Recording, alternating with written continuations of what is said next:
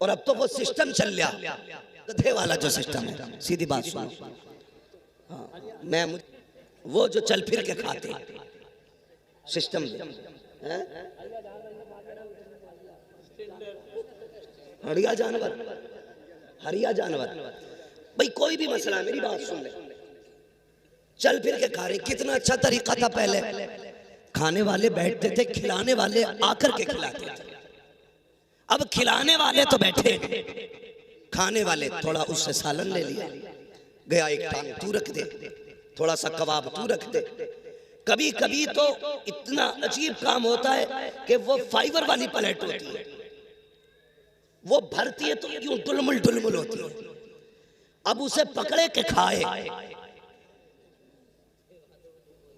ये डिस्पोजल जो चल रही है आज, कितनी बड़ी बीमारी है। आज कोई किसी का जूठा खाने तैयार ही नहीं, जूठा खाने तैयार ही नहीं है। यही वजह है कि किसी को cancer, brain tumour, heart attack, ये बीमारियां क्यों लगी? हमने मोमिनों के झूठे से नफरतें करना शुरू कर दी है, जबकि मेरे नबी ने फरमाया था मोमिन के झूठे में शिफा हुआ करती है। किसी आलिम का झूठा पीने तैयार नहीं, किसी हाफिज का झूठा खाने तैयार नहीं। किसी बर्तन में अल्लाह वाला खा के चला जाए तो तू इतना बड़ा मंत्री हो गया, कहता नहीं नहीं दूसरी प्लेट लेकर के आ। ये तो हो सकता है तेरी नई प्लेट में बीमारी हो, लेकिन ये नहीं हो सकता है हाफिज के झूठे में बीमारी हो, आलिम के झूठे में बीमारी हो, कारी के झूठे में बीमारी हो। और यार ये तो वो जाते हैं, अगर बीमार शय को हाथ लगा देते हैं अल्लाह उस शय को शिफा याब फरमा दिया।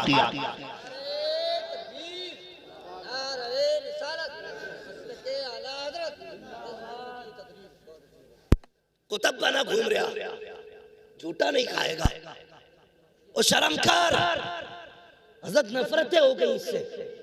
जब एक गिलास में हम पानी पीते थे तो मोहब्बतें थी, एक प्लेट में खाते थे तो एक दूसरे का दर्द था। आज पहले हुक्के चलते थे, एक ही हुक्का पूरी बैठक में घूमता था, है अगर साथ भी बैठे तो साथों एक ही नगाली में मुंह लगा रहे थी ना मोहब्बतें। आज तो मैं उठ के जाऊं, दूसरा आएगा तो झाड़ेगा, ऐसा लगता मैंने वायरस रख दिया। ये नफरतें हो गई हमारे बीच, भाई भाई के साथ खाने तैयार नहीं, एक गिलास में पानी पीने तैयार नहीं। कहीं जाते हैं तो 6 लोग खा रहे हैं तो 6 गिलास रखे, क्योंकि नहीं अब कोई पसंद नहीं करता जूठा खाने में। शर्म कर यार, हाँ तजर्बा ना किया हो तो कर लेना। कई बार ऐसा होता, हज़रत जैसी शख्सियत भी अगर गिलास से पानी पिए और दूसरा पक्का फांसी को फाजिर बैठा करवट में, वो कहता पानी देना, तो अगर कोई दे नहीं पहले धो लो इसको। ये कहां चले गए? तो वो सिस्टम चल रहा है खड़े होके खाने वाला, लोग इसे इज्जत वाला खाना कहते हैं। बड़ा आदमी है भाई, सबको बैल बना के खिला रहा है। हाँ शरीफ आदमी आज दावत नहीं खा सकता, जाए तो बैठने जगह नहीं, चल फिर के खाया करते हैं। पहली बात दावतें नहीं होती, और बुलाया भी इमाम साहब को तो फाता पढ़वा लो। इमाम आया, बेचारे ने हाथ उठाए, फाता पढ़ी, चला गया। तुमने गधों की तरह खिलाया, थोड़ी देर गुजरी कि खाना खत्म हो गया। जब खाना खत्म हुआ सीधे कहते हैं लगता है इमाम ने दिल से फातिहा नहीं पढ़ी। हाँ खाना खत्म हो गया, जिम्मेदार मौलवी, लगता है दिल से नहीं पढ़ी। का क्यों कि डेग खत्म हो गई। भाई गलती मौलवी की नहीं है, कमी इमाम की नहीं है, कमी तुम्हारी है। अगर तुमने जमीन पे दस्तरखान बिछाया होता, कहा होता ऐसे बैठ, जैसे बैठने का तरीका मुस्तफा ने बताया है, और कहा कसम खुदा की खा के कहता हूँ अगर सुन्नत को फॉलो किया जाए, 90 लोगों का खाना 110 लोगों को अगर पूरा ना हो जाए तो नाम बदल के रखे। ये खाना जो कम पड़ा है उसकी फाता की वजह से नहीं, तुम्हारे तरीके की वजह से कम पड़ा। तो पहली बात तो गरीब की दावत ही नहीं होती मौलवी की। अगर कह दे तो ए बेटे चुप जाओ जरा, पहली बात तो दावत होती नहीं। और अगर दावत का नंबर भी आता तो सबसे छोटा वाला लड़का भेजा जाता मदरसे, हफज जी से कहिया बालकों की दावत है, सबसे छोटा वाला जिसका अपने घर में कोई मैयार नहीं, उसे भेजते मदरसे के अंदर। खुद कहा जा रहा कि मुखिया से कह के आऊं, प्रधान से कही आऊं, नेताजी से कह दूं। नेताजी के लिए जूतियां तोड़ रहा है, मदरसे के लिए वो कहने वाला आता है जिसकी बात का घर में भी एतबार नहीं, और वो कह के चला गया। बच्चे 1 बजे छुट्टी हो गई मदरसे की, 2 बज गए कोई नहीं आया, 3 बज गए कोई नहीं आया। जो मुदर्रिस या मोहतमिम होता पता कराता भाई खाना शुरू हुआ कि नहीं, तो कहता लो जी तुम शुरू की बात कर रहे हो, खाना खत्म होने वाला, आए क्यों ना अब तक, हमने तो दावत करा दी थी। सुन मेरी कौम, ये बड़ी खुददार कौम है, ये फाके से तो मर सकती है, फिर बुलाए दस्तरखान पे नहीं आएगी। दावतें करके भूला ना करो, और खाने भी जब लगाते हो कहां कहां तुमने जलील किया, सुनो वो बता रहा हूं। मैं आईना हूं दिखाऊंगा दाग चेहरे के, जिसे खराब लगे सामने से हट जाए। ये मत सोचना मैं जन्नत बांट के जाऊंगा, जन्नत मेरे बाप की नहीं, जन्नत रसूल पाक की। बात कड़वी लगेगी मगर सच्ची बात कह रहा हूं। हमने कितना जलील किया कुरान वालों को। पहली बात तो दावत करते नहीं, कर देते तो बुलाते ही नहीं, और बुलाया भी जाता है तो उधर लगी है शानदार मेज, अच्छी कुर्सियां। जब मदरसे वाले बच्चे आते कहते ना इधर नहीं, अल्लाह उधर पाल बिछा के खिला दो, इधर नहीं, इधर वीआईपी लोग खाना खाएंगे, इधर वीआईपी लोग ना, इधर किसने भेज दिया इनको, उधर बैठाया जाए। मुझे बता तो सही ये वीआईपी होता कौन है, किसको तू वीआईपी कहता है? तुम्हारी नजर में वीआईपी वो है जिसके बदन पे 18,000 का कोट होता है। तुम्हारी नजर में वीआईपी वो है जो 16,000 के जूते पहन के आता है। तुम्हारी नजर में वीआईपी वो है जिसकी आंख में 12,000 का चश्मा होता है। तुम्हारी आंख नजरों में वीआईपी वो होता है जिसके सर पे 1800 का कैप होता है। और ये तेरा मैयार है, चल पूछ मदीने वाले से वीआईपी कौन होता है। आका फरमाते हैं खैरुकुम मन तअल्लमल कुरान वअल्लमहु, वीआईपी वो होता है जो कुरान सीखा करता है या कुरान सिखाया। एक मैयार वो है जो तुमने मुकर्रर किया, एक मैयार वो है जो मेरे मुस्तफा ने मुकर्रर किया। हमने जलील किया कदम कदम पे कुरान वालों को, हमने छोटा दिखाया जगह जगह पे कुरान वालों को। मैं तो डंके की चोट पे कहता हूं, बहुत शौक है ना डीजे बजाने का, बहुत शौक है ना डांस करने का, चल बजा डीजे निकाह पे। जब दम अटकने लगे मौलवी को मत बुलाना, फिर भी नहीं डीजे वालों को बुलाना। करेगा कोई डीजे तो डीजे, मोहल्ले भर में कव्वाली बज जाए तो खैरियत नहीं कि मेरा अब्बा मर रहा है और तुम्हें गैरत नहीं आ रही, मेरे अब्बा की सांसें अटक रही हैं, तुम्हारी समझ में नहीं आ रही है, तुम बड़ी जमा के गाने बजा रहे हो, तुम कव्वालियां बजा रहे हो। ये हालात है। अगर तुम मैयत पे डीजे नहीं बजा सकते तो तुम्हें निकाह पे डीजे बजाने का हक किसने दिया? बताओ मुझे। मौत के वक्त अगर साउंड तेज हो तो तेरे बाप को तकलीफ होती है, शादी पे अगर गानों की आवाज आए तो रसूल पाक को तकलीफ होती है। क्यों नहीं सोचते, क्यों नहीं बदलते अपने आप को? हमने सिर्फ इस कौम को तीजा पढ़ने वाली कौम समझा, हमने इस कौम को सिर्फ चने पढ़ने वाली कौम समझा। नहीं, ये चने पढ़ने वाली कौम नहीं है, ये उम्मत को मुस्तफा तक ले जाने वाली कौम है, ये गुलामों को हुजूर तक पहुंचाने वाली कौम है। इसकी इज्जत किया करो, इसकी कदर किया करो। अगर तुम्हारे घर में अपना बेटा हाफिज कुरान है तो उसे सिर्फ बेटा ना समझना, बल्कि उसे हुजूर के दीन का वारिस भी समझना है। भले ही अपना बेटा समझ के इज्जत ना करो, मगर कुरान का हाफिज समझ करके उसका एहतराम करना है। करेंगे इंशाअल्लाह? बोलो जोर से, और जोर से इंशाअल्लाह। ये सारे बच्चे गांव के या बाहर के भी? माशाअल्लाह, बहुत कम ऐसे जलसे मिलते हैं जहां पे फारिग होने वालों में बस्ती के बच्चे फारिग होते हैं। ज्यादातर चराग तरह अंधेरा ही दिखाई देता है। हम कहते हैं जी हमसे पैसे ले लो, बच्चे ना लो पढ़ाने के लिए। बच्चे पढ़ाएंगे इंग्लिश मीडियम में, कुरान नहीं, कुत्ता बिल्ली पढ़ाना है। मैं इनकार नहीं करता, हमारी कौम का जवान हिंदी इंग्लिश पढ़े, आगे बढ़े, आईएएस बने, आईपीएस बने, एमबीबीएस बने, फख्र होता हमें।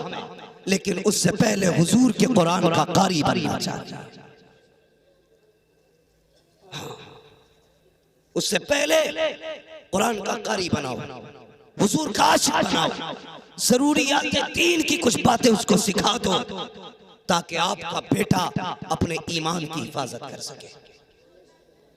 वरना जितने भी बड़ी बड़ी डिग्री वाले हो जाते लोग, वो कहते हैं नहीं जी सब एक ही है, ईश्वर भगवान अल्लाह, मंजिल सबकी एक है, तरीके अलग अलग। ये कह के लोगों को गुमराह किया जाता है। नहीं, अगर सीने में ईमान होगा, इश्क़ मुस्तफ़ा होगा, तो रब की बात ऐसे नहीं करेगा, बल्कि वो ऐसे करेगा जैसे बरेली के इमाम अहमद रजा ने की। वो कहेगा वही रब है जिसने तुझको हम तन करम बनाया, हमें भीख मांगने को तेरा आस्था बताया, तुझे हमद है खुदाया, तुझे हमद है खुदाया। इसलिए जरूरी है अपने बच्चों को डॉक्टर, मास्टर, इंजीनियर बनाने से पहले कुरान पढ़ा लिया जाए। वरना कई बार लोग कहते हैं बड़ी अच्छी जिंदगी जी लिया मैं, क्या हुआ, अल्लाह ने 5 बेटे दिए थे तो 5 मैंने बिजनेसमैन बना दिए, 3 प्लॉट छोड़े हैं, 4 मकान छोड़े हैं, बेटे सब अपने अपने पैरों पे खड़े हैं। ये कोई कामयाब जिंदगी है? कामयाब जिंदगी वो नहीं जिया जिसने अपने पीछे बिल्डिंग मकान छोड़े हैं। कामयाब जिंदगी वो जिया है जिसने अपने पीछे कुरान पढ़ने वाले छोड़े। मरने के बाद क्या चाहिए? बिरयानी बताओ, रसगुल्ले, एयर कंडीशन रूम, लग्जरी गाड़ियां? नहीं ना, सिर्फ एक ही चीज चाहिए और वो है रब की रजा। यही चाहिए ना मरने के बाद। तो ये कब मिलेगी? जब हम अपने बेटों को कुरान दे करके जाएंगे, अपने बेटों को दीन से जोड़ करके जाएंगे। जब हम कब्र में लेटे होंगे, ये भी बड़ा मसला हज़रत, ये भी बड़ा मसला।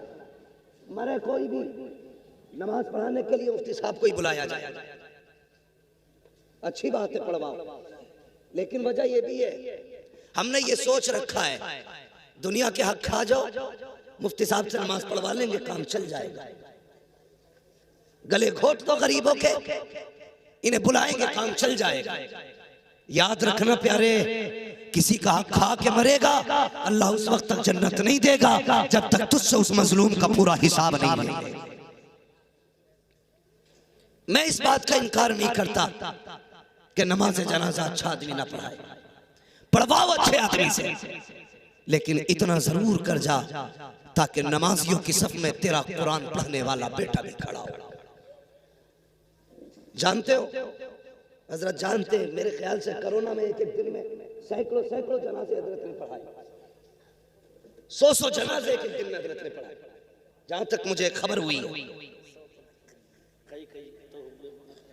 हाँ, बहरहाल बताने वालों ने ज्यादा बताए, बहुत जनाजे पढ़ाए।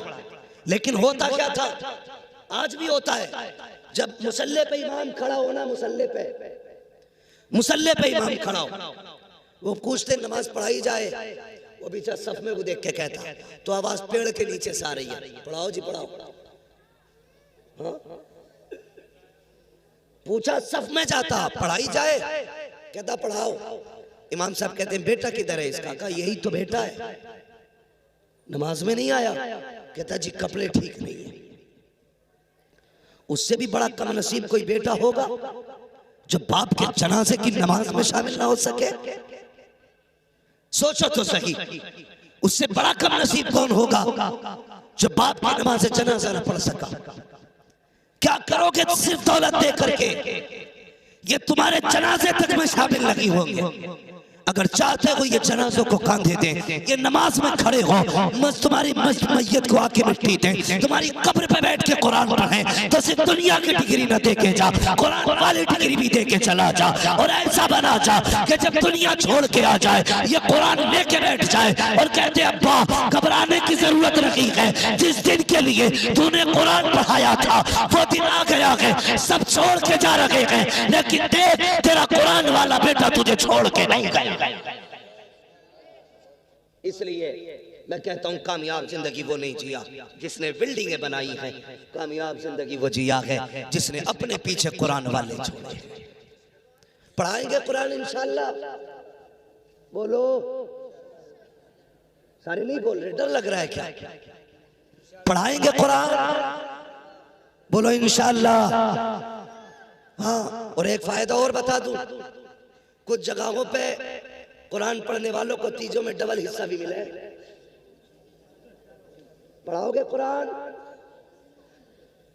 है, कई बार तो कुरान डबल चक्कर में ना पारे लेके बैठ जा रहा और ऐसी उंगली चलाए जा रहा, 2 मुट्ठी मिलेंगे,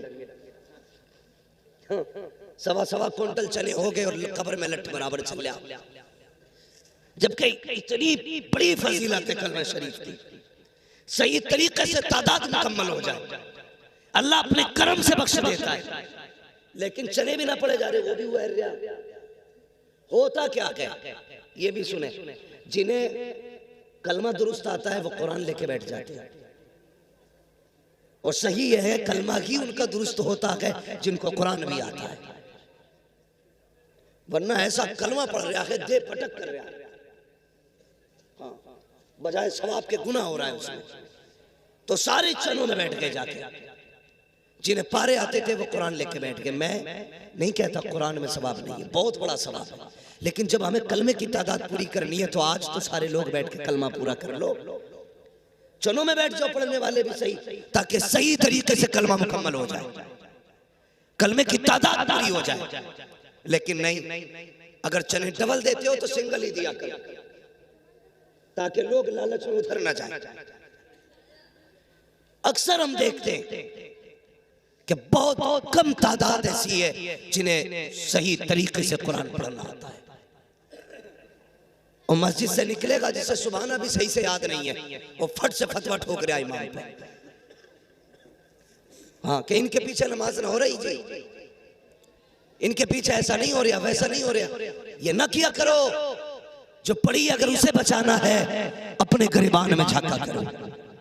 जितने तुम से दूसरे के ऐप देखते हो उतने तुम से अपने ऐप देखा करो।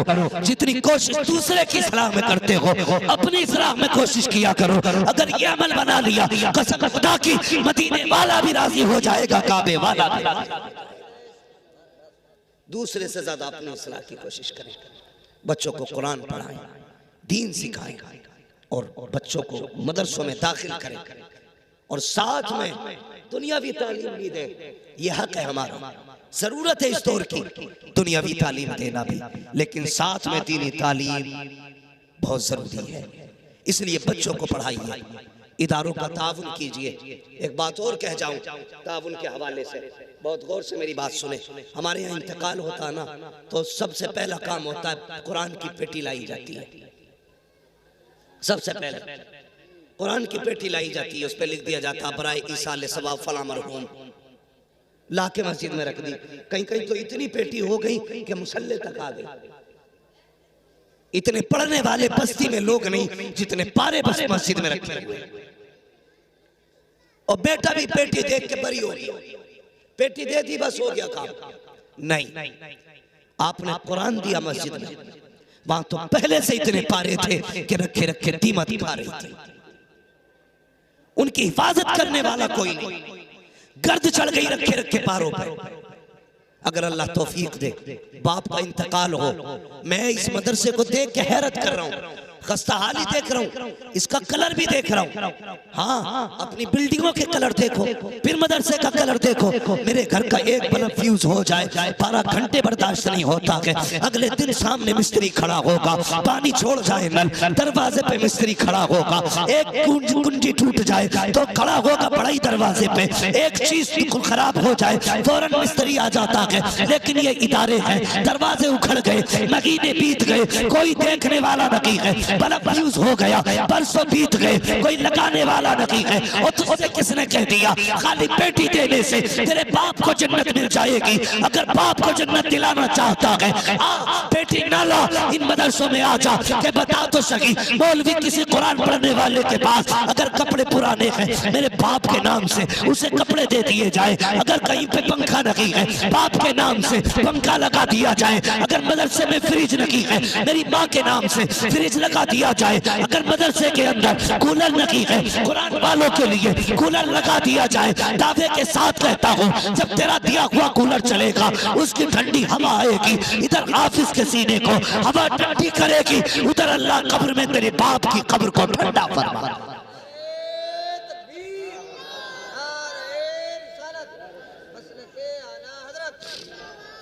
इसलिए मदरसों को देने से इतना फायदा है कि शायद मरने के बाद आप कहो कि बहुत अच्छा किया था एक कमरा बनवाए थे। ये याद रखना मेरी बात, आप कहो अच्छा किया था एक कमरा बनवा दिया था। कोई गारंटी नहीं है मरने के बाद कोई तुम्हारे लिए इसाले सवाब करेगा। अच्छा, हम में से कितने लोग हैं जो अपने परदादा की कब्र जाते हैं और जानते भी हैं? बहुत कम लोग होंगे ना जिन्हें अपने परदादा की कब्र मालूम भी है और जाते भी हैं, बहुत कम। अगर ये दौर ऐसा है तो आने वाला दौर तो और खतरनाक है। हमारे मरने के बाद हमारे पोते हमारी कब्रों पे नहीं आएंगे, ये भी हो सकता बेटे ही कब्रों पे ना आए। इसलिए